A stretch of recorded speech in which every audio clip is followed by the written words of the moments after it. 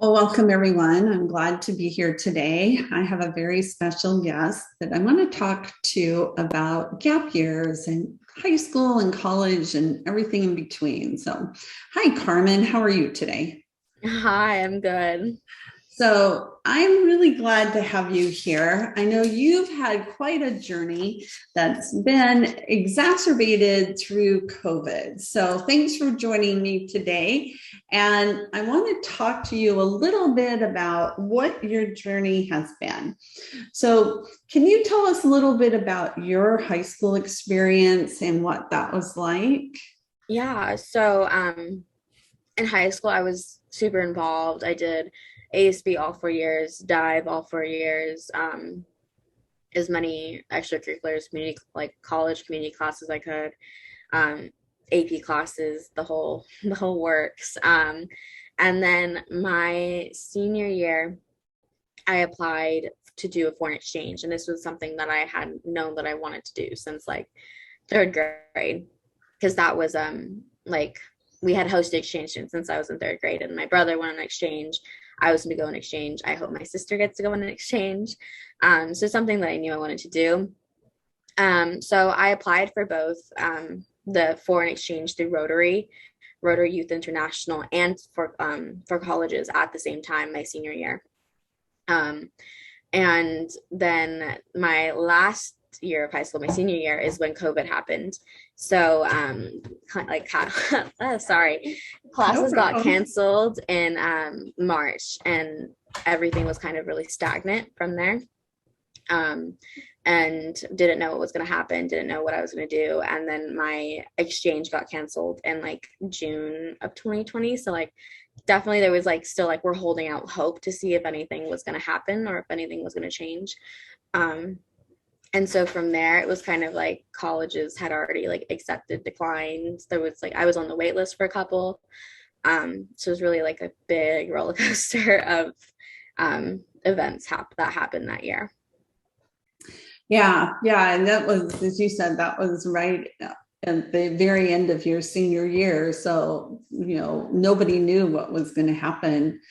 So, besides you knowing that your sibling, your brother, had gone on an exchange and had studied abroad or gone to live abroad, what was it that you wanted to get out of that? Why were you, and Yeah. what was the benefit you were looking for yourself? Um, I think that for all the exchange students that we've hosted, my family has hosted 13 Wow. over the years. And when I was younger, because I mean, we've been doing this since I was in third grade. So when I was younger, they were like an older brother and older sister, because they were like 16, 17, and they came, and I was like 9. And so they really like filled that role of like older brother, older sister, like while they were with us. And those like that relationship was great. Like, um, they felt like a brother or a sister. And then obviously, like when I was in high school and then we had exchange students, they were kind of more like we were like more on like an equal playing field. So we became like friends. So a lot of the exchange students that we had, like, they felt like family, like that, like those relationships. Like I wanted that for myself. I really, really, really wanted to be um, like bilingual slash trilingual. Like I knew a Mm-hmm. little bit of Spanish, and I really wanted to like have that experience like of in Spanish. My house is like they like my parents know Spanish, but we all speak English. Um, since I am like fourth generation, a lot of the things are lost. So like experiencing that another culture I thought would be super interesting, because sometimes I don't feel Mexican enough, sometimes I don't feel American enough. So it was kind of like a clash of two worlds. So I just thought like let's throw another one in there and see, like, because then I would be a complete outsider on this new culture. And I thought that that'd be such an amazing experience too, because I had like dealt with Mexican American, and I go to Mexico and they don't understand me because I do have an accent. But then I'm in California, people think I should speak Spanish. like like I should know like this level of fluency that I don't have. Mm-hmm. Mm-hmm. And you were So going to go to France, right? Did you yeah. pick France, or was that was it selected for you? How was your destination? Yeah. So every program that does exchange is different. But with Rotary Youth International, it's very much like an interview where they interview you. You give them your top three choices. And from there, they decide the best fit because a lot of countries have their own restrictions. So like Spain won't take anyone that's like 18, like because they don't feel like you'll best thrive in their culture. And drinking ages are different, legal ages to do things are different, culture's different. So like Japan only takes girls, and with my club they only would trade with girls, because they only traded with an all-girl school. Like France didn't take any vegetarians. I don't particularly know why. Like, I mean, they do eat a lot of raw meat as a culture, but there's just things that like that where it's like if you and they also didn't. France also wasn't supposed to like they don't like take people who are 18. You have to be like 17 and a half max, and I was going to be like 17 and 3/4. I was going to turn 18 in like 2 months when I was going to leave. So I really didn't know if I was going to get it. But it was my top choice, and I was like so desperate to get it, trying to like nail the interview, and really like that's where I wanted to go. And so it worked out, which felt like, and that part was just so crushing because it felt like all the stars aligned. Like it was written in the stars. Like I wanted to go, and this is like I got it. I maybe should not have, because there were girls younger than me or people younger than me that wanted to go, so they obviously like fit the bill a little bit better. But that was definitely like an exception of like, yeah, you can go. So that was like, yeah, that was like fate aligned, and I was ecstatic. So the fact that you didn't get to go, and we're going to come back to that, is that something you want to do now in your college career and work it in somehow in the future? Or what are your thoughts in that regard? I would love to. The problem with college is that you have to pay for it in a way that you didn't need to do. It's Rotary. I've gone to like the seminars here at the college that I'm now attending. So it's something I'm definitely interested in. But at the same time, I know that it also like kind of takes from the time that I spend here, and might have to spend like a longer time here. And in terms of my parents, I don't know if they'd love that. But I do know like the option's always there of like getting to go and visit past exchange students, or traveling and living in new places. Like that is still something that I want to do, and that's very much a part of like who I am, is learning about new cultures and wanting to learn languages and doing those things. And I mean, even the college I chose to go to was like very far from home, and that was a thing. Like I knew that I wanted to be a person that like lived in different places. That is very true. That is part of what you were looking for, is your experience. So when you were a senior in high school, what was you mentioned that you were on a wait list for several different colleges. What was your college application process like when you were a senior in high school, Carmen? Yeah. I was applying to both the foreign exchange and college at the same time, which was a lot. And so I had actually like had like five out of six classes when I first like went into school that first semester. And like second weekend, I was like, this is just too much. Like my last class was like an elective, so I didn't need it. And so I actually dropped it because it was just like, the schedule was just too much for me.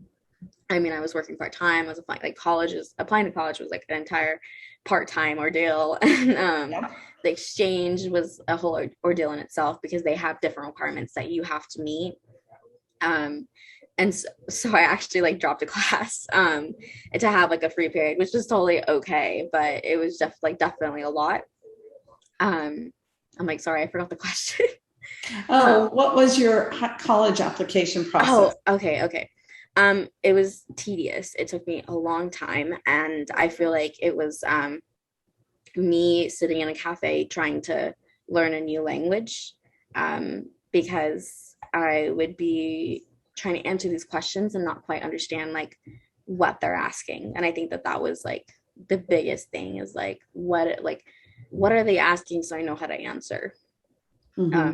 Because they're asking me to like put my entire life story on this page. And I just felt like there were so many like facets of myself that like, how did I know which ones that were the best or the most ideal to highlight? So, and how did you end up picking the colleges that you wanted to apply to the first time around? Mhm. I think the first time around, I definitely didn't do the research that I should have, in the sense of it was more based on like location, like the concept of like name brand, like what I knew about them. Like I had visited a lot of the school, like a lot, like I had visited most of the schools. Um, but in terms of like the field that I wanted to go into and like what I actually wanted, like my college experience to look um, I was just kind of like rolling the dice. like, um, like I mean, I knew like I would totally be happy going here, but there wasn't like, I mean, in mostly public and private schools, so there wasn't necessarily like a lot of like research that went into like this is why like this program or anything like that. Like, I mean, you go to UC Berkeley, like you're gonna be like that's a good school. like, but it Right. wasn't. Yeah, but it wasn't entirely like okay, this is why, and this is what interests me. It was just like I like the campus. It's a good area. It's cool. It's a big city, which is like near a big city, which is what I wanted. But it wasn't like entirely focused on the degree or the like experience of college itself. Now, did you apply under the same degree you're under now, or was it a different degree? I applied to the same, yeah, mostly the same for all of them. Yeah, And was that environmental engineering or yeah, was environmental okay? engineering. Okay, Yeah, good. So at least you had that focus because that's what mm-hmm. you ended up with the second time around too, Yeah, right? So going back yeah, to your gap year, you ended up with the, basically it was, nixed by the COVID.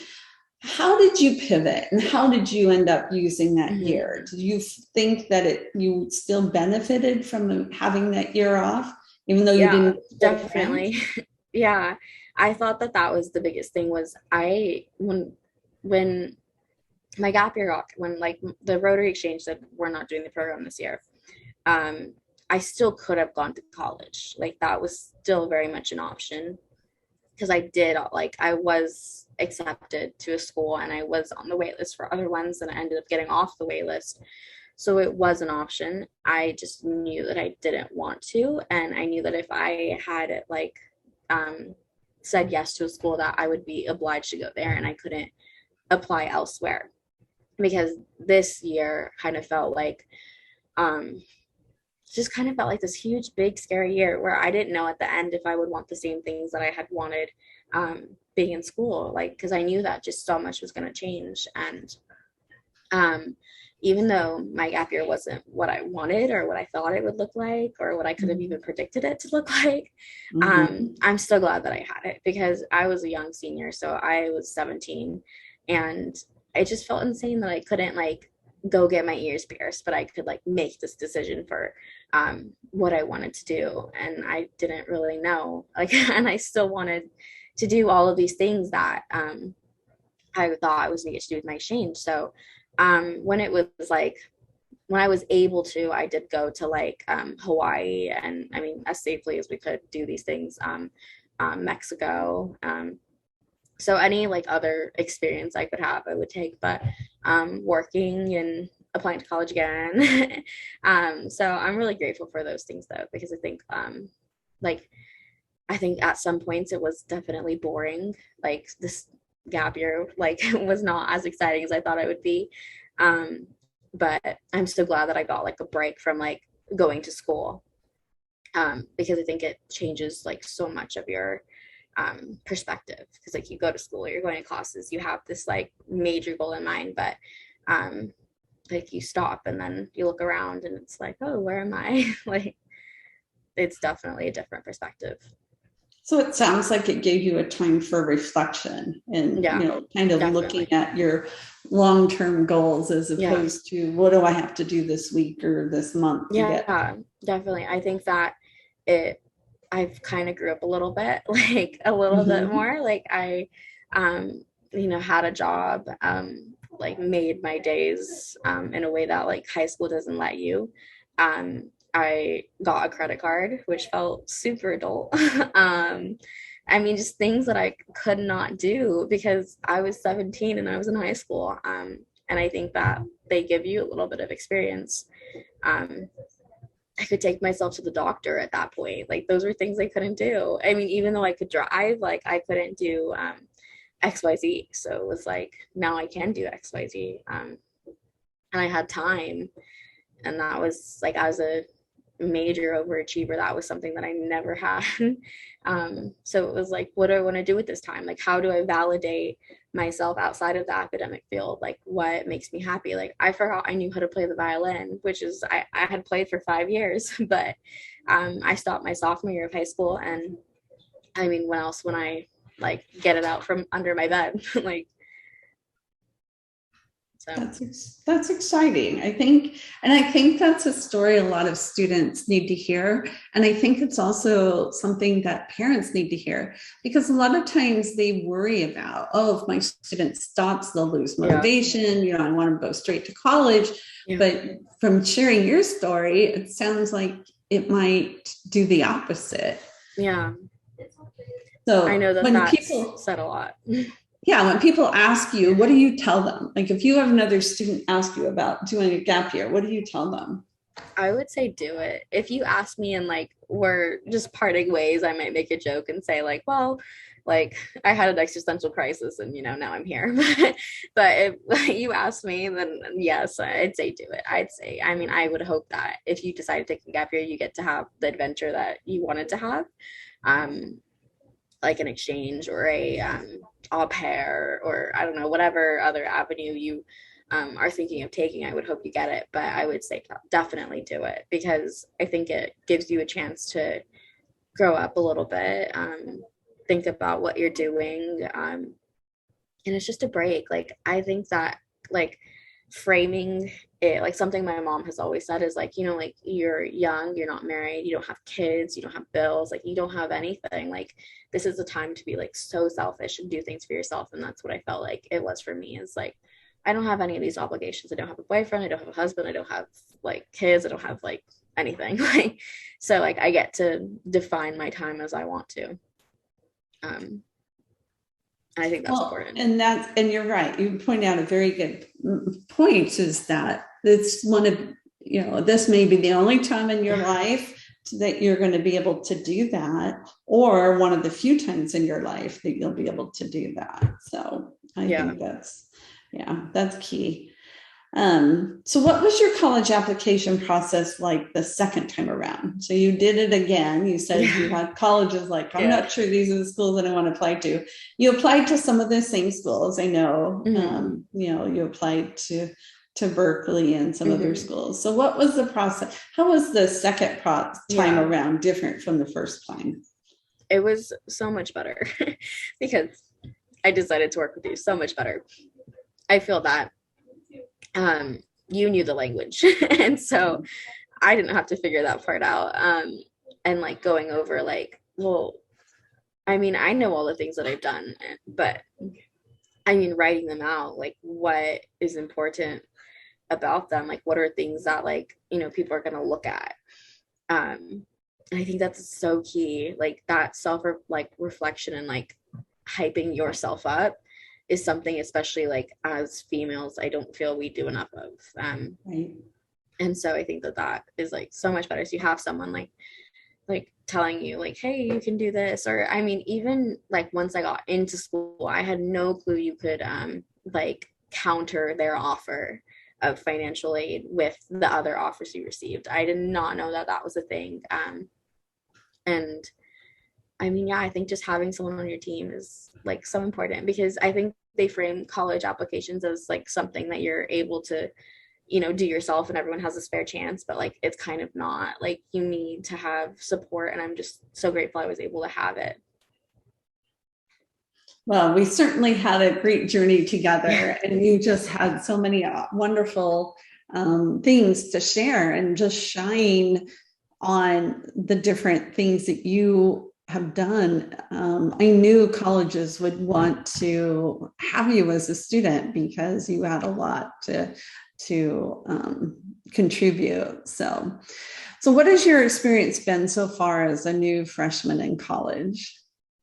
I think it's been interesting because I mean I'm very far, and East Coast culture is so much different than West Coast culture. Um, so many like new concepts like train rides and like states only being like 2 hours away um are crazy to me. Like public transportation, walking, so much walking. Um, have been like so interesting to know, and I like to get to know, and I think it's so fun that like I get to have this adventure. And I think about how like freshman Carmen would have been so proud. Like she would have been so proud, and that's so awesome. Definitely as like an engineering major, I can tell like the workload is definitely there. It's definitely piled a bit high, but I think that I think I'm at a point where I can manage it. I think I understand that I'll be okay no matter what I do. I'll be fine. Um, so it's exciting. Like when do you ever get to do this again? Like first year of college, you don't get that again. So Right. That's very true. Well, and people are going to wonder which college you're at, Carmen. So go ahead and share with which college I'm you're. at Stevens Institute of Technology in Hoboken, New Jersey. So I'm now officially in Eastern Standard Time, which is crazy. Yeah, which is very different. Yeah. And that wasn't a college you knew anything about when you first did this No, the first no, time around, definitely right? not. And the demographic at the school is very much New Jersey. Like everyone is from New Jersey, and people will be like, "How did you find out about Stevens?" And I'm like, "I have no clue." I mean, as my college counselor, you told me to research schools. I don't remember if you said this one in particular. I remember you specifically saying like research colleges that change lives, and so that's how I ended up applying to other schools. Um, but I don't know how I came across this one, and it was kind of on the back burner, but I'm glad that things turned out the way that they did, because I think it's another one of those, like, I do want to be one of those people who live different places and experience different things. And you don't get to do that if you stay in California. Like, I think I would have been perfectly happy, but Mhm. definitely like a component of me. Good, good. So, what advice would you have for counselors who have students who are exploring the options of gap years or going straight to Hmm. college? I would say, I mean, um, like local rotaries are awesome. And they have people who are in charge of their youth exchange if that is something that someone's interested in. And I think that people feel that it's this big scary thing that they can't do. Like it's too expensive, it's too much. Like the process of like visas and these things is just this huge big scary topic. um, Especially if you have a student who has like little means or little experience with these things. But I think that the world is just so big. Like it's so big. And like the things that they'll learn, I mean, from the exchanges that I've had, it's incomparable. So get in contact with those youth exchange directors. They're awesome. And they care about their students. They love that like community involvement and getting to know the youth. Definitely. If they have a different like avenue they want to go down, I would say YouTube. Like honestly, if you don't know like what au pairing is, I would figure that out on YouTube. There's so many amazing channels of like communities that do things like this, and that's how I kind of like started to look into after like the exchange wasn't like an option for me. So like things that I want to look into in the future, I would say YouTube. Like there's so many amazing people out there who have done these things, and they definitely give you like a picture of how to do it. That's great. I love it. I love it. Well, Carmen, thank you very much. This has been very inspirational, and I know other people join me. You've been on my Friday forums all summer. Yeah, We're I all miss going to it. miss you. Yeah. So, you know, keep us posted, and it's just so good to talk to you. And I wish you the very best. And I'm just so glad, so excited for you. So, Thank you. all right. Well, you take care. Thank you very much. Thank you.